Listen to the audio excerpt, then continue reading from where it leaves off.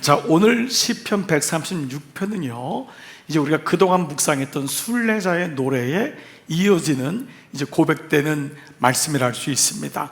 우리가 시편 120편부터 134편까지가 순례자의 노래, 그러니까 예루살렘 성으로 예배하러 올라가는 노래였죠. 그래서 우리가 지난 주일 말씀 뭐였죠?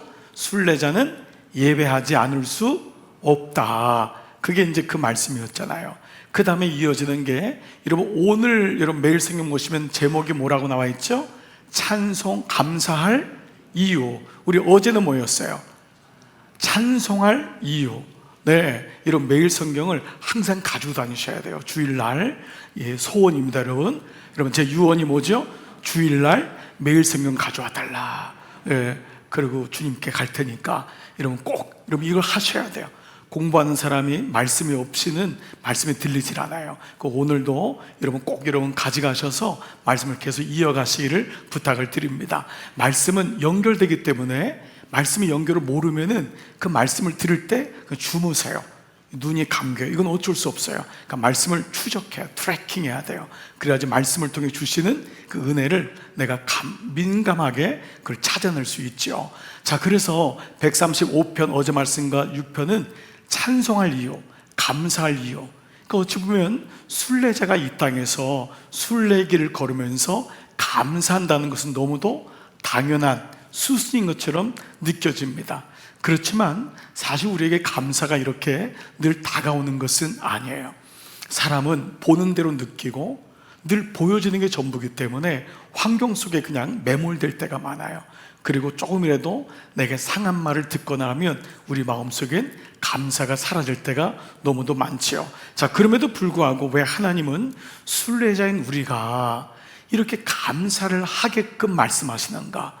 이게 오늘 우리가 봐야 될 질문이고 이제 관점입니다. 왜 하나님이 이렇게 우리에게 감사를 말씀하시는가라는 것입니다. 거기에는 비밀이 있겠죠. 우리가 알지 못하는. 그래서 오늘 설교 제목이 감사하는 자가 누리는 축복이라는 것입니다. 도대체 하나님은 어떤 축복을 숨겨놓으셨길래 이렇게 우리에게 감사하는 말씀을 하라고 하는 것일까라는 거예요. 자, 이런 맥락에서 저는요, 여러분에게 한 사람을 소개하면서 오늘 감사하는 자가 누리는 축복에 대한 말씀을 좀 열어가도록 하겠어요. 이 사람입니다. 이 사람은 존 가트맨이라는 그 옛날에 워싱턴 대학의 교수였는데요, 잘 모르시는 분이 많을 것입니다. 이 사람은 근간에 전 세계에 영향을 끼치는 10명 중에 1명으로까지 등단되기도 했어요. 이 사람은 관계 대가입니다.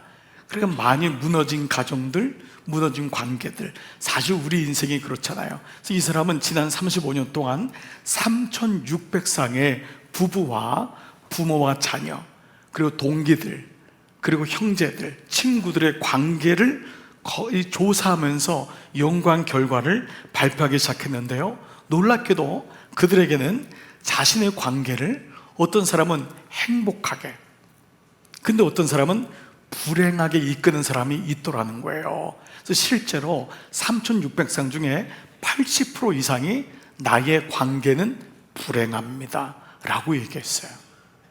여러분 참 안타깝지 않습니까? 10명 중 8명이 나는 관계에 실패했습니다 라고 얘기를 했던 거예요. 그런데 그 이유가 뭔가를 봤더니 일종의 모든 사람들에게 패턴이 있더라는 거예요. 행복한 이유가 있고 불행한 이유가 있더라는 거예요. 행복한 관계를 끄는 사람에겐 행복한 패턴이 있고, 불행하게 인생을 끌고 가는 사람에겐 불행한 패턴이 있다는 거예요. 이 패턴이란 건 그 사람의 감정, 그 사람의 표현, 그 사람의 말투, 그 사람의 행동, 이런 것이 이제 일종의 양식, 패턴이라는 것이죠. 자, 그런데 이렇게 이 사람들이 보니까 80% 이상이, 그리고 불규칙적이고 자기중심적이고 부정적인 이 패턴을 가진 사람이 누군가를 만날 때는 94% 이상이 깨진대요. 그러니까 우리 모습을 돌아보게 되는 것이죠. 우리 모두가 행복한 관계를 자녀하고 갖기도 원하고, 부부끼리도, 또 부모님하고도, 친구들하고도 갖기를 원하는데 그러하지 못하다는 겁니다. 자, 그러면서 이는 이렇게 무너진 패턴을 회복시키는 가장 강력한 팩터, 동인이 있는데 그것을 다 단어로 표시했어요. 그 word가 뭐냐면 바로 이 단어예요. 감사라는 단어예요. 자, 이건 좀 우리에게 뭐지? 목사님이 이걸 얘기하려고 의도적으로 그러는 거 아닙니다. 이 사람이 이런 단어를 쓸 수밖에 없는 이유가 있어요. 이 사람은 심리학자고 교육학자예요. 카운셀러예요. 일반적으로 또 다른 단어들이 많을 텐데 이 사람은 이 단어가 있냐 없냐가 그 사람의 패턴을 만드는데 너무 중요한 역할을 한다는 거예요. 왜냐하면 이 사람은 유대인이에요. 아버지 엄마도 정통 유대인이고 뉴욕에서 태어나서요 유대인 학교에서 교육을 받고 아버지가 특별히 유대인의 유명한 랍비입니다. 그러니까 어린 시절부터 성경에 정통한 사람이었어요. 사람들은 이 사람의 배경을 몰라요. 이 사람이 유대인인 것조차도 몰라요. 그런데 이 사람이 어느 날 뭐를 보냐면은 시편에서 가장 많이 나오는 단어가 바로 감사라는 것을 알게 돼요. 그리고 하나님께서 우리에게 가장 듣고 싶어하는 단어가 뭘까 했더니 바로 그것이 말씀에 나오는 감사라는 것에 기인하여서 모든 관계를 성공으로 이끌 수 있는 팩터, 동인이 바로 감사구나라는 것을 감지하게 됩니다. 그래서 그는 이 감사라는 것이 너무 중요한 것임을 먼저 깔아요. 그래서 우리에게 묻는 거예요. 당신은 진짜 감사가 당신 안에 있느냐라는 거예요. 여러분, 오늘도 우리가 아침에 일어나서 예배로 달려왔는데 여러분 어떠세요? 오늘도 정말 감사한 마음이 여러분에게 고백되세요? 아침에 혹시 일어나면은 배우자나 자녀들에게, 동기들에게 오늘도 고마워, 감사해, 이런 고백이 일어나고 있나요? 흥미롭게도요, 이 사람은 유대인이잖아요. 그래서 모든 관계에 대해서 정의를 어떻게 내렸냐면 이렇게 내렸어요. 모든 관계는 마치 협상과도 같다. 여러분, 이게 굉장히 의미 있는 말인데 우리는 부모나 자녀, 부부가 당연하다고 생각하잖아요. 그러나 이 사람은 여기 대해서 의의를 거는 거예요. 예를 들면은 30년 가까이 다르게 살았던 사람이 부부라는 이름으로 한 집에 살 때 이것이 당연하다고 생각하는가? 여러분, 당연합니까? 당연하지 않아요. 내가 내 배로 낳은 자녀가 어느 날 낯설게 느껴지는 이유는 뭘까라는 거예요. 이 아이가 내 맘 같이 안 돼요. 나하고 똑같지 않아요. 여러분 어떠세요? 당연하다고 생각하십니까? 이 아이가 내 말을 듣는 게 당연할까요? 여러분, 같은 엄마 배에서 나온 동기들이 똑같은 생각을 가지고 있을까요? 당연할까요? 그러지 않다는 거예요. 반영 좀 해주세요. 그렇지 않아요? 당연하죠? 여러분, 당연해요? 이 사람이 내 말을 듣고 나를 안다는 게, 그래서 모든 관계에는 긴장이 필요하다는 거예요. 당연히 아내가 나한테 내 마음을 아니까 함부로 하면 안 된다. 그래서 무례함이 생긴대요. 여러분, 애들이 여러분이 키웠으니까 내 말대로 따라가겠지? 절대 아니에요. 애들도 우리 엄마는 계모 아닐까 이렇게 생각한대요. 우리 아버님 진짜 아빠가 맞을까? 왜냐면 아이들조차도 당연하게 여기는 게 아니에요. 근데 우리는 모든 관계를 당연하게 여겨요. 저 사람은 나를 알겠지, 아이는 내 말을 따라가겠지. 그래서 이 사람은 모든 관계는 마치 협상과도 같다라고 얘기해요. 그래서 마치 비즈니스를, 협상을 잘하는 사람이 묻는 세 가지 질문을 통해서 왜 감사하는 인생이 어떻게 그 안에서 우리의 인생을 성공적으로 이끌지를 얘기해요. 마치 오늘 시편 136편의 고백처럼 순례자가 고백하는 이 감사의 고백을 협상을 잘하는 사람이 묻는 세 가지 질문을 통해서 오늘 저는 여러분과 함께 말씀을 나누고자 합니다. 자, 오늘 시편 136편은요 굉장히 간결한 구조를 가지고 있으면서도 아주 진한 감동으로 다가와요. 무엇보다 다른 시편과는 달리 각 구절마다, 여러분 읽었지만 오늘 26절까지 다 읽지는 않았어요. 똑같은 구조이기 때문에. 그 뭐냐면 앞에는 어떤 한 이에게 여호와께 감사하라, 창조하신 분께 감사하라, 이런 내용이에요. 분께 감사하라. 그러면 그 다음이 뭐죠? 그 인자하심이 영원함이로다. 이게 어떤 거냐면, 인도자가 제가 여러분에게 여호와께 어떻게 하신 여호와께 감사하라 그러면 여러분은 그 인자하심이 영원함이로다, 이걸 예배시로 쓴 거예요. 이게 아주 시편 130편의 아주 중요한 이 구조인 거예요. 자, 제가 다시 여러분에게, 자, 지난 한 주 동안 인도하신 하나님께 감사하라. 그 인자하심이 영원하미로다. 지금까지 건강을 주신 하나님께 감사하라. 그 인자하심이 영원하미로다. 우리 자녀들을 지켜주신 하나님께 감사하라. 그 인자하심이 영원하미로다. 지금까지 오게 하신 하나님께 감사하라. 그 인자하심이 영원하미로다. 우리를 자녀 삼아주신 하나님께 감사하라. 그 인자하심이 영원하미로다. 우리에게 건강 주신 하나님께 감사하라. 그 인자하심이 영원하미로다. 우리를 구원하신 여호와께 감사하라. 그 인자하심이 영원하미로다. 이러고 예배 다 끝낼 수 있는 거예요. 그냥 기도합시다. 그리고 이게 오늘 찬송시예요. 근데 이 고백을 하면서 정말 그 인자하심이 영원하구나, 우리가 감사드리는 것이 마땅하구나, 이 고백을 놀랍게도 하고 있어요. 이 고백의 이 136편에요, 이 제목이 뭐냐 하면 주제가 대할렐 시편이에요. 혹은 제2편, 제2의 할렐 시편. 할렐이란 말은 뭐냐면 할렐루야 할 때 할렐이에요. 여호와를 찬양하라, 감사하는 시편인데 우리가 113부터 118편까지가 처음 나와서 제1 할렐 시편. 그리고 시편의 맨 마지막이 146부터 마지막이 150이거든요. 거기 끝에도 이걸로 도배가 돼요. 그래서 그걸 제3 할렐 시편. 그리고 오늘 136편이 그 가운데 끼고 있는데 완벽하게 감사로 시작해서 감사로 끝나기 때문에 대할렐 시편, 보통 이렇게 얘기가 되고 있습니다. 자, 뭐죠? 1절부터 26절까지 한 번도 빠짐없이 감사란 단어가 연결되고 있다는 거예요. 자, 무슨 말씀이냐 하면 시인은 규칙적으로 아주 성실하게 하나님의 은혜를 기억하면서 사용한 패턴의 단어가 있는데 바로 그 단어가 뭐라고요? 감사라는 거예요. 이거를 가트만 박사가 찾아내는 거예요. 그러면서 보니까 모든 성경이 감사로 보지 않으면 열리지 않는다는 것을, 하나님의 모든 사람들의 공통점은 얼마나 능력 있는 사람이 아니라 그 심중에 하나님을 향한 감사가 있느냐, 이것을 보게 된 거예요. 자, 그럼 어떻게 이렇게 감사하는 인생에 누리는 축복은 무엇일까? 오늘 설교 제목을 통해서 우리가 알지 못했던 말씀들을 좀 찾아내려고 해요. 가트만 박사가 얘기한 모든 관계는 마치 협상과 같다. 그래서 이 비즈니스를, 관계를 잘하는 사람, 이건 사업만이 아니에요. 우리 모든 인생은 관계예요. 부모 관계, 부부 관계, 동기 관계, 교우 관계, 직장 관계, 모든 관계를 잘하는 사람의 첫 번째 질문이 뭐냐면 바로 이 질문이에요. 얼마나 그를 아는가? 여기서부터 시작되는 거예요. 여러분, 협상을 잘하는 사람은요, 자기 주장을 안 해요. 먼저 그 사람에게서 좋은 것을 꺼내야 되잖아요. 그렇죠? 협상은 누군가를 만나서 선한 목적을 이뤄내는 거예요. 내가 부부끼리 대화한다는 것은 부부에, 내가 아내에게 얘기해서 이것을 동의하게 하고 함께 가고자 하는 것이 협상이에요. 명령하지 않아요. 아내가 지혜로운 아내는 남편에게 협상을 하는 거예요.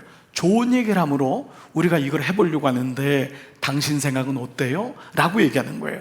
자녀들에게, 얘들아, 우리가 한번 가정 예배를 드리고 싶은데 너희 생각은 어때? 라면서 그 아이를 뭐죠? 선한 목적을 이끌어내는 거예요. 이때 중요한 게 뭐냐 하면 상대방의 컨디션, 상대방의 마음, 그 사람이 어떤지를 아는 것이 중요하다는 것입니다.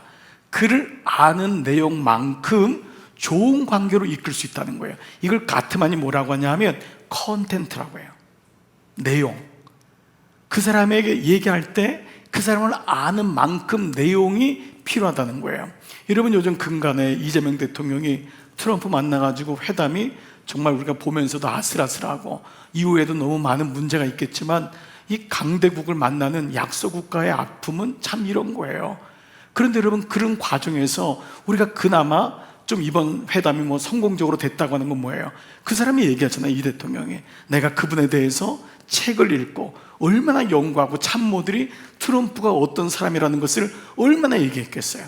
모르고 하면은 감정으로 끌려가는 거예요. 그러면 당하는 거예요. 그래서 첫 번째가 뭐냐 하면 그 사람을 아는 것이 중요하다는 거예요. 이것이 첫 번째 협상인데, 오늘 시편 기자는 어떻습니까? 그는 하나님이 어떤 분인지를 얘기해요. 이게 시편이에요. 시편은 하나님이 무엇을 하셨고 그분이 어떤 분인지를 고백하고 있어요. 자, 한번 볼까요? 시인의 한번 감사를 보세요. 1절부터 3절까지. 이런 매일 성경 보시면 거기 고딕 글자로 나와 있어요. 저를 보지 마시고 매일 성경 보면서 동그라미를 쳐보세요. 자, 1절 3절 시작. 선하고 위대하신 하나님, 보이세요? 고딕 글자가? 네, 문단이 나눠 있죠. 4절부터 9절은요. 창조주 하나님, 네, 10절부터 15절은요. 애굽에서 구원하신 하나님, 16절에서 22절은요. 땅 기업을 주시는 하나님, 23절 24절은요.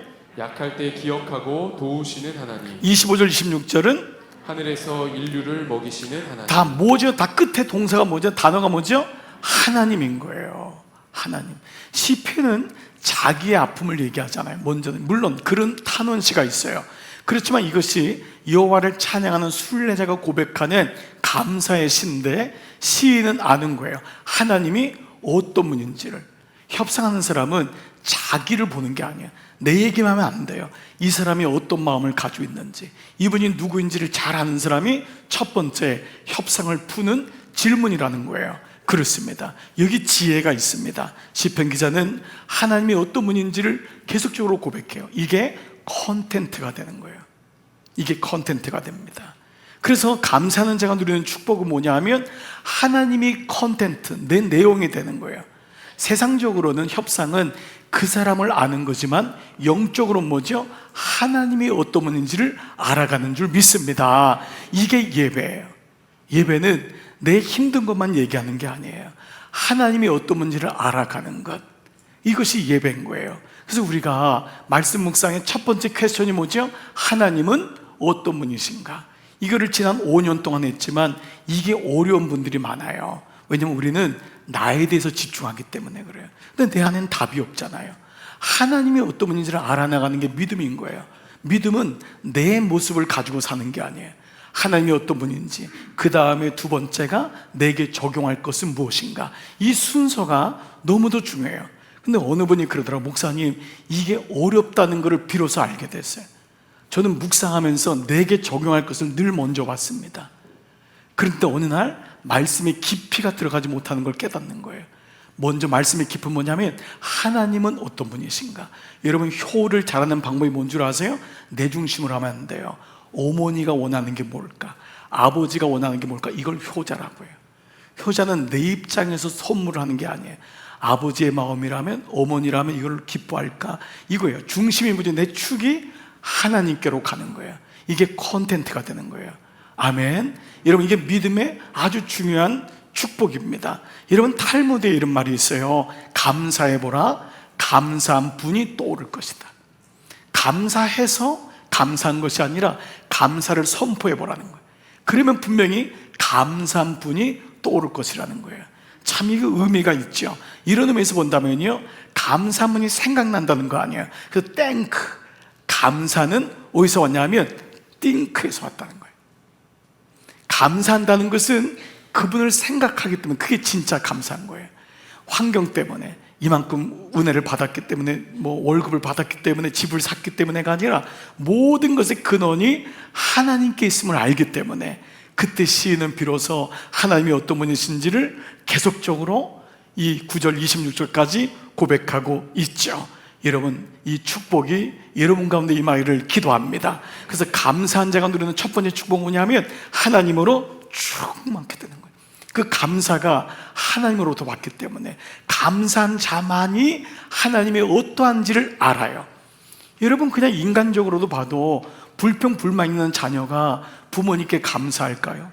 부모님을 알 수가 없습니다. 그런데 작은 것을 주셨는데도 너무 고맙습니다, 아버지. 너무 감사해, 엄마. 그는 부모님을 알 수밖에 없는 거예요. 그 마음이 충만하게 되는 거예요.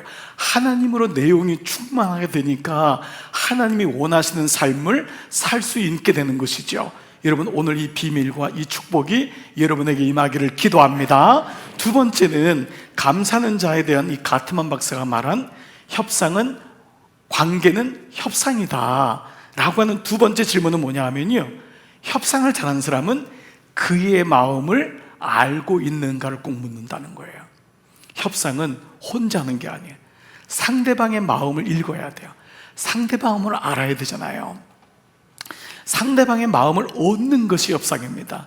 그래서 어떤 아젠다를 얻기 전에 마음을 먼저 얻어야 돼요.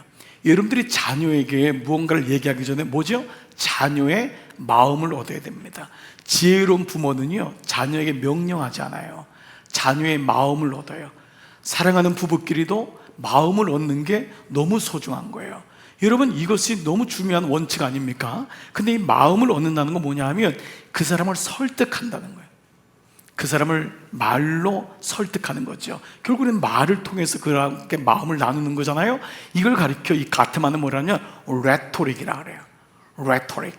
이 레토릭이 뭐냐면 수사학입니다. 이 수사학이라는 단어를 쓰는 건 뭐냐 하면 협상하는 사람은 어쩔 수 없이 말을 하게 돼 있잖아요. 자, 보세요. 이 말을 통해서 그 사람의 마음을 얻는 거예요. 똑같은 협상인데도 말 한마디를 잘못하면 협상이 깨집니다.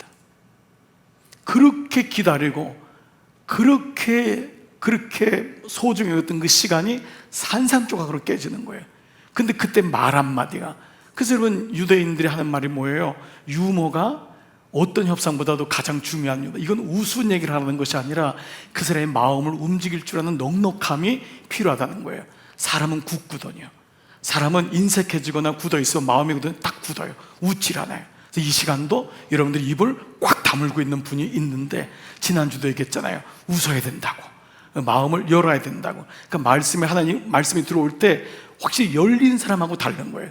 그래서 여러분, 협상할 때 굳어있는 사람이랑 하지 말라, 이런 우리 메시지들이 있잖아요. 실제로 이 모든 것은 하나님 말씀에 있어요. 잠언서 12장 18절 같이 볼게요. 시작. 칼로 찌름같이 함부로 말하는 자가 있거니와 지혜로운 자의 혀는 양약과 같으니라. 어떤 사람은 칼로 찌르는 말을 하는 거예요. 똑같은 말인데도.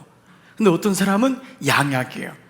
그 사람 말을 들으니까 그게 막 위로가 되고 회복이 되고, 지혜로운 자의 말은 양약과도 같다. 레토릭인 거예요.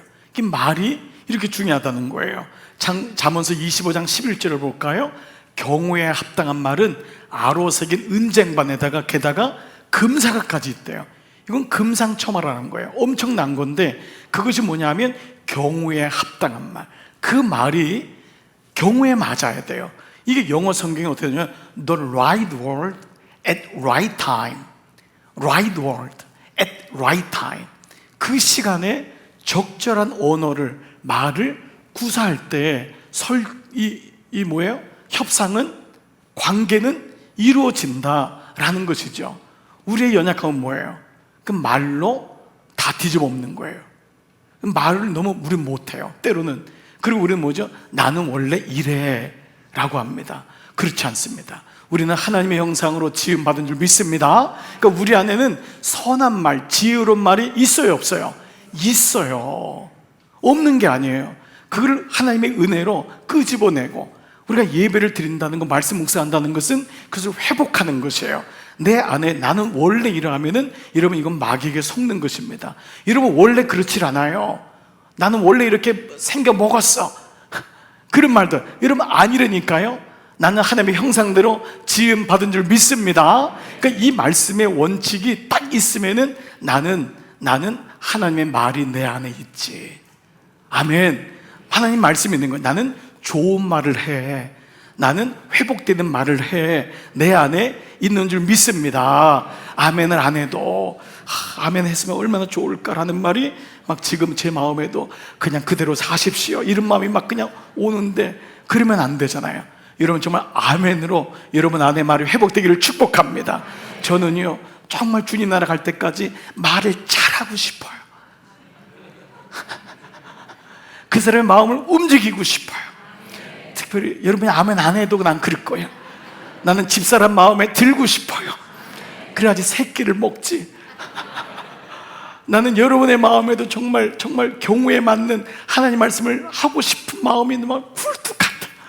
그래서 여러분, 정말 이 레토릭이라고 하는 언어의 변화는 너무 소중한 거예요. 근데 이 말이 우리는 뭐가 되죠? 기도가 되는 거예요. 살리는 말이 되는 거예요. 히브리서 4장 12절 하나님 말씀은 딱 나와야지. 우리 지금 몇백 번 했는데 다시 히브리서 4장 12절 하나님 말씀은 살았고 살았고 그 말씀이 살았기 때문에 그 말씀이 내게 오면은 내 언어가 사는 언어가 되는 줄 믿습니다. 여러분의 말로 사람을 살리세요. 만나게 하면 죽이지 마세요. 살리세요.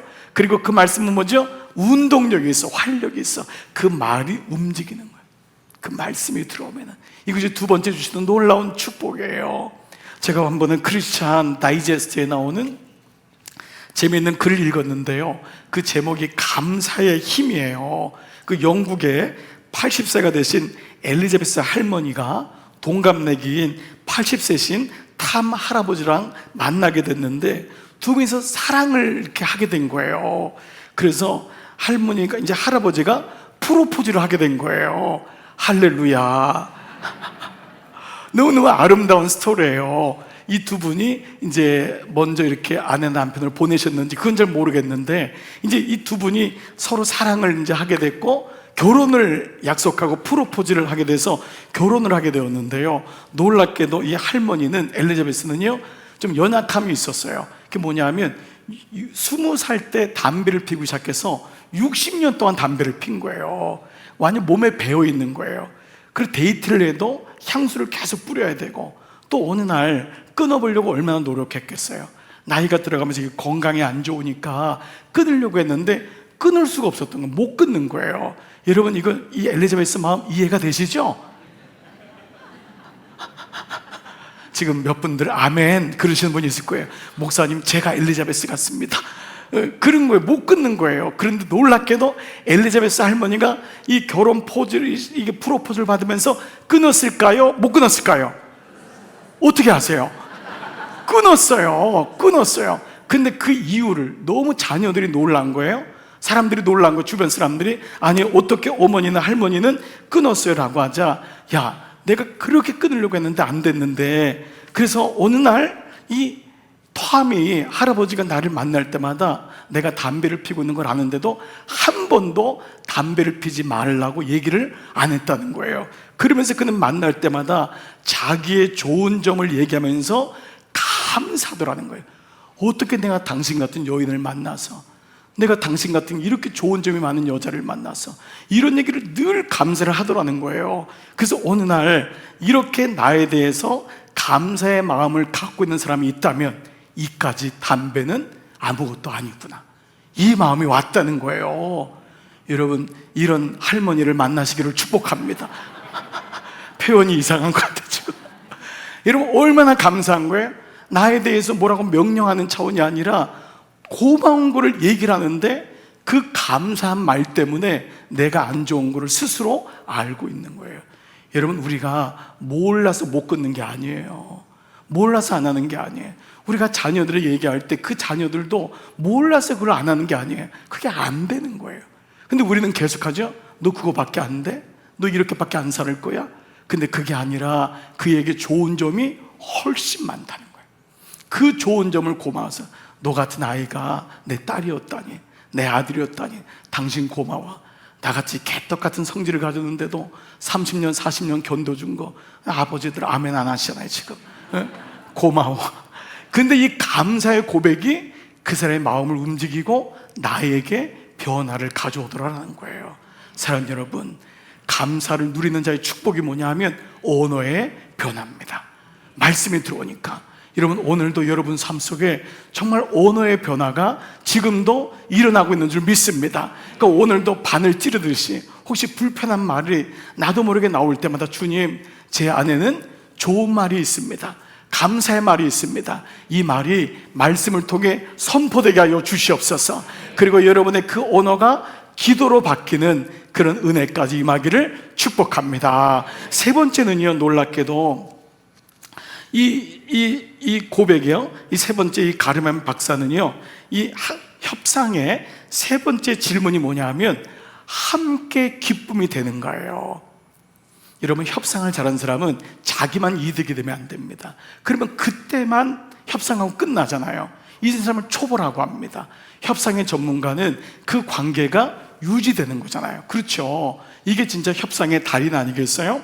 이거는 모든 관계가 나만의 일방적인 기쁨이 아니라 쌍방 간에 서로 간의 기쁨이 되어야 되는데 이거를 잘 봐야 된다는 거예요. 그래서 이거를 잘 유지하는 걸 가리켜서 센스라고 얘기했어요. 이거를 민감성이라고 한 거예요. 협상하는 사람은 묻으면 안 된대요. 저 사람도 기쁨이 되고 나도 기쁨이 되는가, 서로 간에 함께 기쁨이 되는지를 보는 거죠. 자, 여러분, 그래서 오늘 시인은요, 모든 말씀의 구절에 보니까 하나님은 창조자세요. 그건 일방적일 수 있잖아요. 근데 그 다음부터 보니까 하나님이 우리에게 땅을 주셨고 우리를 구원하셨고 우리를 살리셨고, 이런 모든 건 뭐냐면 하나님의 하나님 되심과 나는 그 하나님으로 인해 너무 기쁩니다, 너무 감사합니다가 계속해서 마치 이렇게 주고받듯이 시소를 하듯이 이 말씀이 이어지는 걸 보게 됩니다. 16절 한번 볼까요? 다 같이 한번 16절 시작. 그의 백성을 인도하여 광야를 통과하게 하신 이에게 감사하라. 보세요. 통과하게 하신 분은 하나님이시지만 나온 사람은 누구예요?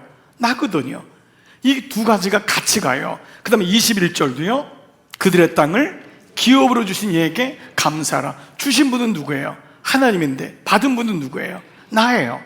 계속해서 이 말씀이 계속 왔다 갔다 하는 거예요. 23절 보세요. 다 같이 시작. 우리를 비천한 자 가운데서 기억해 주신 이에게 감사하라. 예, 내가 비천했는데 그분은 나를 구원했는데 나는 존귀한 자가 된 거예요. 이렇듯이 시인은 하나님의 은혜를 잊지 않고 나의 변화에 대한 것을 계속해서 감사하고 있다는 것이에요. 시인은 하나님의 은혜로 살아났음을 고백해요. 노예에서 풀려나고 조국으로 돌아온 것, 그 여기서 멈추지 않아요. 하나님께 모든 영광을 돌리고 그걸 인해서 내가 어떻게 변화됐는지를 말씀하고 있어요. 관계를 힘들게 하는 세 가지의 무가 있대요. 무반응, 무감격, 무관심. 여러분, 이런 사람이 협상에 나섰다면 그 협상은 되지도 않을 거예요.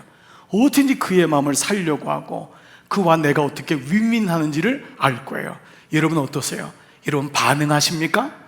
감격하십니까? 관심하십니까? 그래서 여러분, 이 흥미로운 게 감사라고 하는 단어가 오원적으로 두 가지 뜻이 있는데요, 첫 번째가 뭐냐면 바로 반응하다예요. 이 감사라고 하는 단어의 어원이 첫 번째가 반응하다예요. 여러분 생각해 보세요. 어떤 분에게 여러분이 좋은 걸 주시겠습니까? 반응하는 사람입니다. 예? 뭐 아무리 얘기해도 뭐 감사도 안 해. 나는 원래 이래. 여러분, 좋은 거 줬다가도 뺏고 싶어요. 내가 그냥 괜히 줬다, 이런 마음이 들 때가 너무 많아요. 여러분, 자녀가요 부모님께 아빠 너무 고마워요, 엄마 너무 고마워요, 이렇게 힘든데 바쁜데 날 챙겨주시고 늘 기도해 주셔서 감사해요, 그 고백을 하는 자녀와 그냥 엄마가 알겠지 뭐, 그런 자녀는 다릅니다. 여러분, 달라요. 이 사람은 늘 감사가 있는 거예요. 반응하는 거예요. 이 반응하는 게 너무 좋은 거예요. 그럼 부모들도 뭐라 그래? 예, 그런 말 하지 마라. 그렇게 말해. 뭘 감사니? 그 속으로 뭐죠? 계속해라. 그 말을 너무 듣고 싶은 거예요. 여러분, 솔직히 부모님들 어떠세요? 하나님은 어떨까요? 하나님이 이 말을 듣고 싶은 거예요. 감사합니다, 하나님. 감사합니다. 이 말에 모든 게 숨어 있는 거예요. 그래, 도둑도 머리가 좋은 도둑이 돼야 돼요. 여러분, 감사한다는 말은 뭐죠? 그 안에 모든 기도 제목이 다 들어있는 거예요. 그러면 하나님이 뭐라 할까요? 그러면 도대체 기도 제목이 뭐니? 뭐를 원하는 거니? 그래도 뭐래? 감사해요. 감사해. 그냥 다 가져라, 그냥. 여러분, 이 영적인 원리가 감사라는 고백 속에 있어요. 그래서 정말 여러분, 이 감사가 여러분의 이 비밀이 드러나기를 축복합니다. 여러분의 얼굴 표정도 바뀌기를 축복합니다. 정말 이 감사의 말이 오면은 좀 표정이 좀 달라져야 돼요. 여러분 얼굴 보고 누가 감사하겠다고 하겠어요? 그러니까 반응한다니까. 반응. 감사의 첫 번째 어원이 반응이에요. 이 패턴이, 여러분 반응하시기를 축복합니다. 민감하게, 이게 민감성인 거예요. 두 번째 어원의 뜻이 뭐냐면요, 이건 더 흥미로워요. 같은 것을 말하다래요. 같은 것을 말하다. 그러니까 내가 감사한다는 게 뭐냐면 하나님의 말을 하고 있다는 거예요. 감사는 하늘의 언어거든요. 우리는 절대 감사할 수 있는 사람이 아니에요. 우리는 죄 때문에, 환경 때문에 눌려서요, 입에서 감사한단 말이 안 나와요. 그런데 하나님을 믿으면서 하나님의 언어가 회복됐는데, 이 감사의 어원이 하나님의 말을 하다, 하나님의 것을 얘기하다, 같은 것을 말하는 거예요. 여러분, 하나님의 말이, 하나님의 생각이 여러분 안에 들어가 있는 거예요. 그 감사하다 할 때. 이게 놀랍지 않습니까, 여러분? 아멘. 예, 저만 놀라워요 지금. 여러분, 예수님이라면 그래서 어떻게 할까? 이 마음이 오는 거예요. 내가 감사한 마음이 오니까 영적 센시티비티가, 영적 민감성이 올라오니까 이걸 주님이 기뻐하실까 묻는 거예요. 여러분, 우리가 어떤 일을 할 때 이 질문 하나만 해도 미혹에서 나올 확률이 너무 높습니다. 주님이 이걸 기뻐하실까?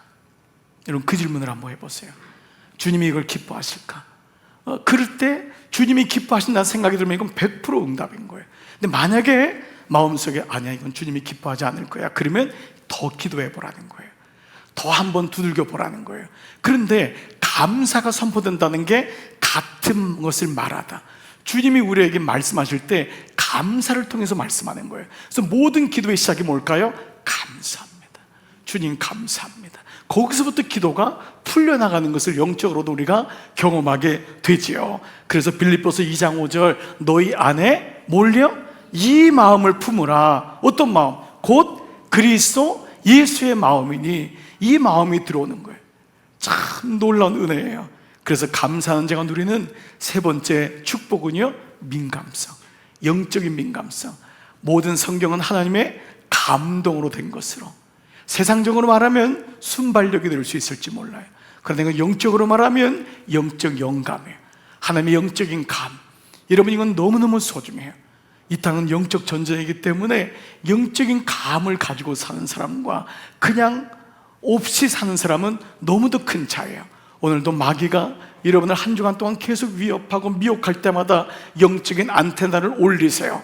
이게 감사하는 자가 누리는 축복인 줄 믿습니다. 그때 우리에게 영적인 감이 자꾸 많아지는 거예요. 이것이 예배인 거예요. 오늘 이 은혜가 여러분 가운데 임하기를 기도합니다. 말씀 마무리할게요. 사랑하는 여러분, 이미 수천 년 전에 하나님은 이 감사의 비밀을 말씀하셨고, 어떻게 시인은 이 놀라운 감사란 단어를 어떻게 알았는지 1절부터 26절까지 모든 패턴을 감사로 깔고 있어요.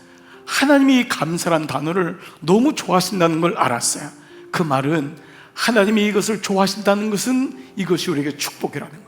감사가 올 때 우리의 삶의 콘텐츠가 바뀌어요. 하나님으로 충만하게 돼요. 하나님을 아는 것이 지혜의 근본이에요.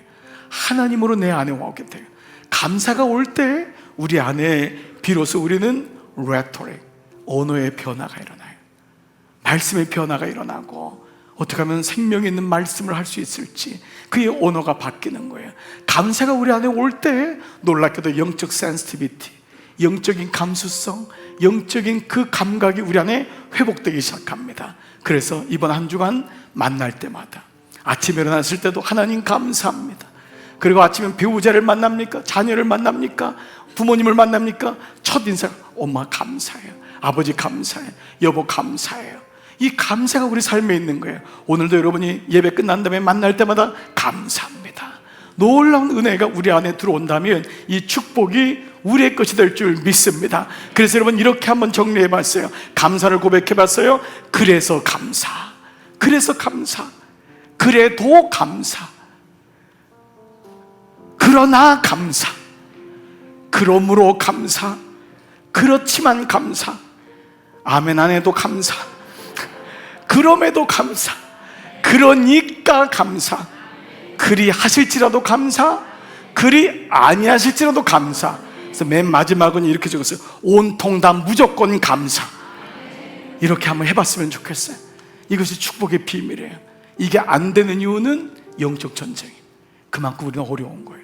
근데 이것을 예배를 통해 배우는 거예요. 주님, 제 입술에서 다시 감사가 회복되겠습니다. 이번 한 주 1절에서 26절이 감사로 도배되듯이 오늘의 첫 시간이에요. 이번 한 주간에 토요일 날 밤늦게까지 오늘부터 감사로 여러분들이 입술이 고백될 때 놀라운 축복을 경험하는 이런 모두가 되실 줄 믿습니다. 아멘. 이런 말씀과 노트 다 드시고요, 우리 자리에서만 다 한번 일어나 보시겠습니다.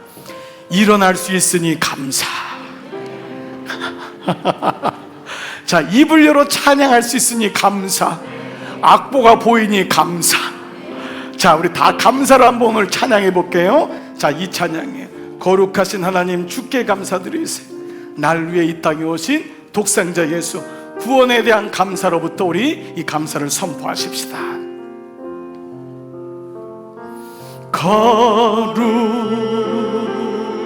거룩하신 하나님 주께 감사드리세. 날 위해 이 땅에 오신 독생자 예수 나의 맘과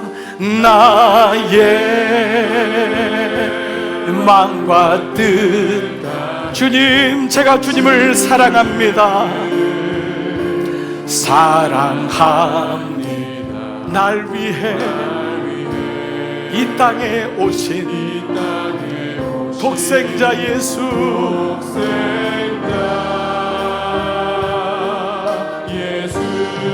내가 약할 때 강한 주. 여러분 약하세요? 그래도 감사해 보세요.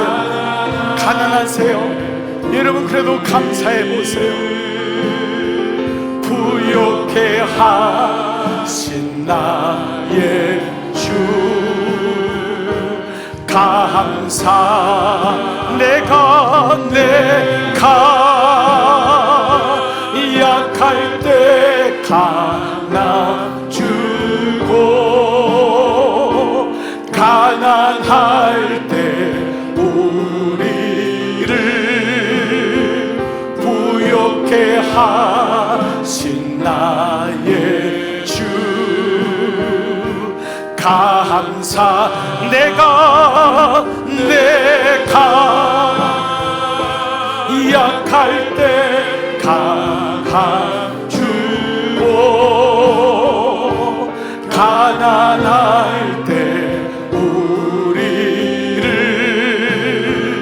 부욕해 하신 나의 주 감사. 우리 다시 한번 내가 약할 때 강한 주고 가난할 때 우리를 부욕해 우리 이 시간 여러분 한번 감사로 선포하며 함께 기도했으면 좋겠어요. 여러분이 감사로 선포하며 같이 기도하며 나가십시다. 살아계신 아버지 감사합니다. 아버지 제 인생에 가장 소중한 단어는 감사였습니다. 시인은 놀랍게도 이 감사를 하나님이 가장 원하신다는 것을 알았습니다. 아버지 감사합니다. 내가 약하고 병들었지만 그래도 감사하고요. 연약한 일도 많고 어려운 일도 많지만 그래도 나는 감사해요. 아버지 내 입술에 이 영적인 언어가 하늘의 언어가 선포되게 하심을 감사합니다. 마귀는 감사하는 자를 감당할 수가 없습니다.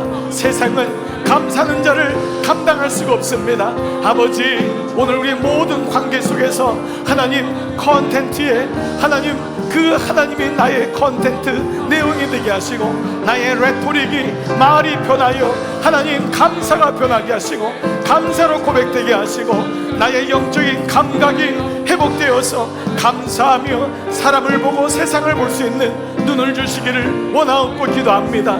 약할 때도 감사합니다. 연약할 때도 감사합니다. 병들었을 때도 감사합니다. 그럼에도 불구하고 감사합니다.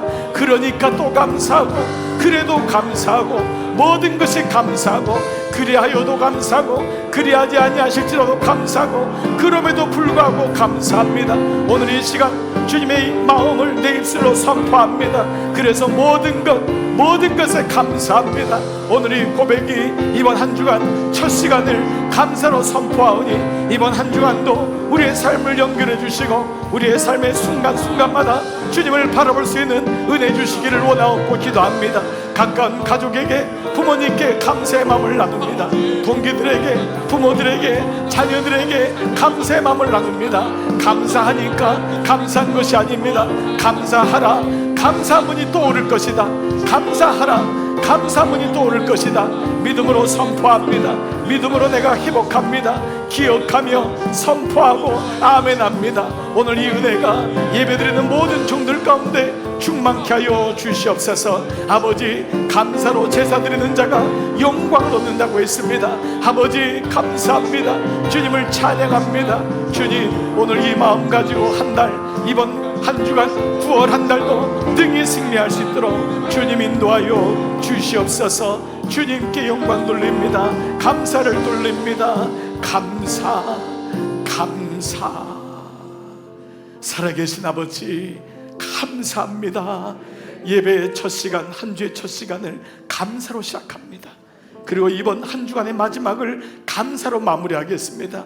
제 인생 감사로 선포하며 주님 앞에 갈 때까지 감사를 선포하며 잊지 않겠습니다. 이 은혜가 우리 삶에 흘러내려가 놀라운 축복으로 하나님의 말씀으로 충만하고 하나님으로 우리 내용이 채워지는 그 은혜가, 우리의 언어가 바뀌는 레토릭의 놀라운 은혜가, 그리고 우리에게 영적인 민감함을 갖는 놀라운 은혜가 모든 종들에게 임하여 주시옵소서. 종들을 파송합니다.